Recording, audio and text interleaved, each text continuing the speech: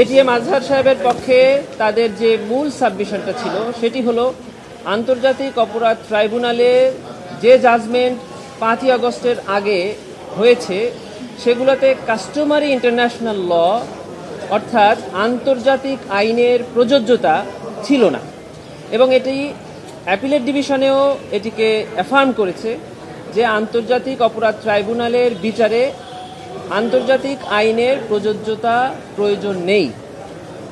ওই আর্গুমেন্টের ব্যাপারে প্রসিকিউশন প্রথম থেকেই বলেছে যে এই আর্গুমেন্টের ব্যাপারে আমাদের কোনো আপত্তি নাই, কারণ এটি ইন্টারন্যাশনাল ক্রাইম ট্রাইব্যুনাল, এখানে আন্তর্জাতিক আইনের ডেফিনেশন অফ ক্রাইমস এবং মুডস অফ লাইবিলিটির প্রযোজ্যতা প্রয়োজন।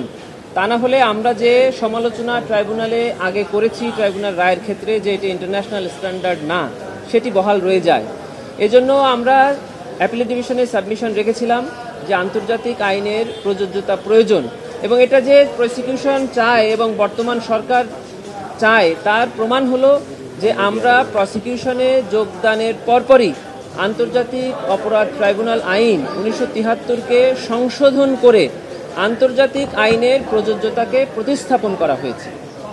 এজন্য আজকে অ্যাপিলেট ডিভিশন যখন বলেছে যে ইন্টারন্যাশনাল ক্রাইমস ট্রাইব্যুনালের বিচারে আন্তর্জাতিক আইনের প্রযোজ্যতা প্রয়োজন, এই ব্যাপারে আমাদের প্রসিকিউশনের পক্ষ থেকে আমরা এখনও একমত পোষণ করছি এবং এই রায়ের পক্ষে আমরা এখনও কথা বলছি।